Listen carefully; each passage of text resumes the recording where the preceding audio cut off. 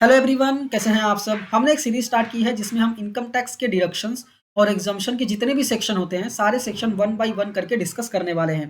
पहले हमने डिडक्शंस उठाए हुए हैं और यहाँ पे हमने ऑलरेडी 5 सेक्शन डिस्कस कर लिया है। हमने चैनल पे एक प्लेलिस्ट भी बनाई है, list of income tax deductions, जिसमें हम सारे वीडियोस ऐड करते जाएंगे जैसे जैसे वीडियोस हम अपलोड करेंगे। ठीक है, तो मेक श्योर कि आप वीडियो को देखते रहिए और चैनल को सब्सक्राइब करना मत भूलिए। आज इस वीडियो में हम डिस्कस करने वाले हैं सेक्शन 80 डबल ई। डिटेल में अच्छे से डिस्कस करेंगे। वीडियो को स्टार्ट करें इससे पहले अगर आप चैनल पर नए हैं, चैनल को सब्सक्राइब कीजिए, बेल आइकन प्रेस कीजिए। बेल आइकन प्रेस करने के बाद आपको ऑल पे क्लिक करना है ताकि मैं जब भी वीडियो को अपलोड करूं उसके नोटिफिकेशन आपको मिल सके। तो आइए वीडियो को स्टार्ट करते हैं। पहला सवाल ये आता है कि सेक्शन 80 डबल ई क्या है। तो सेक्शन 80 डबल ई आपको इनकम टैक्स में बेनिफिट प्रोवाइड करता है अगर आपने होम लोन लिया है और उस पर आप इंटरेस्ट पे कर रहे हैं।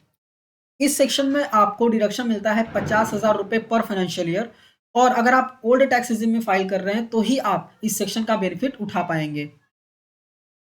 नेक्स्ट सवाल ये आता है कि ये सेक्शंस के फीचर्स क्या हैं। जैसे अगर हम एलिजिबिलिटी क्राइटेरिया की बात करें तो सिर्फ और सिर्फ इंडिविजुअल्स ही ये सेक्शन में डिडक्शन ले सकते हैं। मतलब HUF, AOP, company, other tax payer, ये लोगों को बेनिफिट नहीं मिलता है इस सेक्शन में। सिर्फ और सिर्फ इंडिविजुअल ही बेनिफिट ले सकते हैं। अमाउंट लिमिट की बात करें तो अप टू 50,000 तक का डिडक्शन आपको मिलता है। मतलब मैक्सिमम 50,000 तक का डिडक्शन आप इस सेक्शन में ले सकते हैं। ये ओवर एंड अबव है 2 लाख जो आपको सेक्शन 24 में मिलता है। सेक्शन 24 में आपको मैक्सिमम 2 लाख तक का डिडक्शन मिलता है इंटरेस्ट पे। वो डिडक्शन लेने के बाद भी अगर आप कुछ कंडीशन है जो मैं आपको आगे बताने वाला हूँ, अगर उस कंडीशन को आप फुलफिल करते हैं तो आप सेक्शन 80 डबल ई में एक्स्ट्रा 50,000 तक का डिडक्शन ले सकते हैं। ठीक है, इसमें कुछ अदर डिडक्शन की बात करें, अदर कंडीशंस की बात करें तो ये डिडक्शन क्लेम करने के लिए एक कंडीशन ये है कि आपके पास आप जब जब आपने लोन लिया है उसके पहले आपके नाम पे और कोई रेसिडेंशियल हाउस प्रॉपर्टी नहीं होनी चाहिए। ठीक है, और जैसा कि मैंने आपको बताया ये डिडक्शन तभी आप क्लेम कर सकते हैं जब आपने ओल्ड टैक्स रिजिम को फॉलो किया है या फिर ओल्ड टैक्स रिजिम को आपने ऑप्ट किया है। अब इसमें कंडीशंस क्या क्या है डिडक्शन को क्लेम करने के लिए। पहला कंडीशन ये है कि जो प्रॉपर्टी है, मतलब हाउस है, उसका वैल्यू 50 लाख या फिर उससे कम होना चाहिए। आपने जो लोन लिया है वो लोन 35 लाख या फिर उससे कम होना चाहिए। आपने जो लोन लिया है वो किसी फाइनेंशियल इंस्टीट्यूशन या फिर हाउसिंग फाइनेंस कंपनी से होना चाहिए। एंड नेक्स्ट सबसे इंपॉर्टेंट, आपने जो लोन सैंक्शन कराया है वो लोन सैंक्शन होना चाहिए 1 अप्रैल 2016 से 31 मार्च 2017। ठीक है, ये सबसे बड़ा कंडीशन है।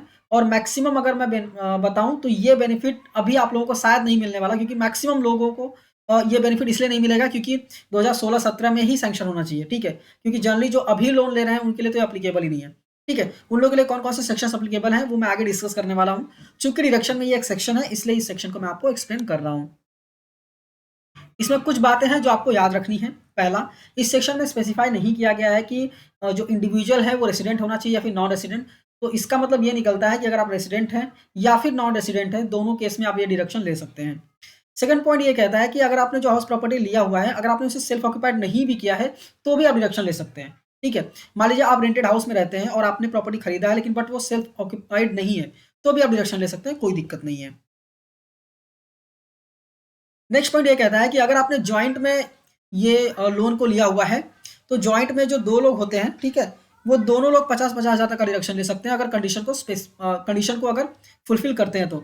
मतलब सेक्शन 24 में जो 2 लाख मिलता है वो दोनों पर्सन 2 लाख ले सकते हैं।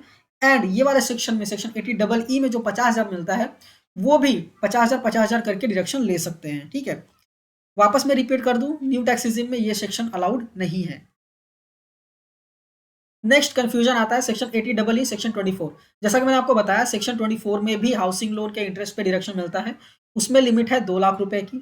सेक्शन 80 डबल ई में जो लिमिट है वो है 50,000 की। ठीक है, अगर आपने 2 लाख का लिमिट क्रॉस कर लिया है तो उसके बाद आप 50,000 का लिमिट ले सकते हैं। ठीक है, आप डायरेक्ट 50,000 का लिमिट नहीं ले सकते, आपको पहले 24 में 2 लाख का लिमिट लेना है।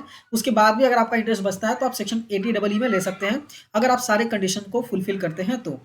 ठीक है, नेक्स्ट गवर्नमेंट ने कोई नेक्स्ट है section 80 double E and section 80 double E A. अभी इसमें क्या है कि गवर्नमेंट को ऐसा लगा कि ये जो 50,000 की लिमिट है प्लस हमने जो ये लिमिट डाल दी है कि आपको लोन जो है अप्रैल 16 से मार्च 17 के बीच में लेना है, तो ये थोड़ा बहुत सारे ऐसे इंडिविजुअल्स हैं जो इस बेनिफिट से रह जाते हैं। ठीक है, तो उन्होंने एक और सेक्शन इंट्रोड्यूस किया, सेक्शन 80 डबल ई ए। ये बजट 2019 में इंट्रोड्यूस किया गया। इसमें आपको जो डिडक्शन 50,000 का मिलता था ना, अब उसको वो डिडक्शन को 1,50,000 कर दिया गया। ठीक है, और उसमें जो लोन की सैंक्शन लिमिट बताई गई है वो अप्रैल 19 से मार्च 2022 की बताई गई है।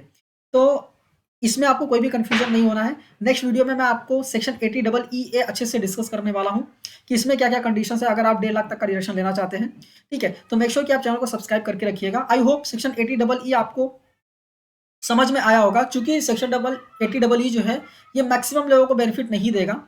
ठीक है? क्योंकि इसका जो सैंक्शन लिमिट है, इसकी वजह से ही ये मैक्सिमम लोगों को बेनिफिट नहीं देने वाला है। तो आई होप पहले ये सेक्शन आपको समझ में आ गया होगा। सेक्शन 80EE आपके कुछ तो काम का है, वो मैं आप नेक्स्ट वीडियो में डिस्कस करने वाला हूँ। तो मेक श्योर कि आप चैनल को सब्सक्राइब करके रखिए। मिलते हैं नेक्स्ट वीडियो में। Thank you for watching and all the best.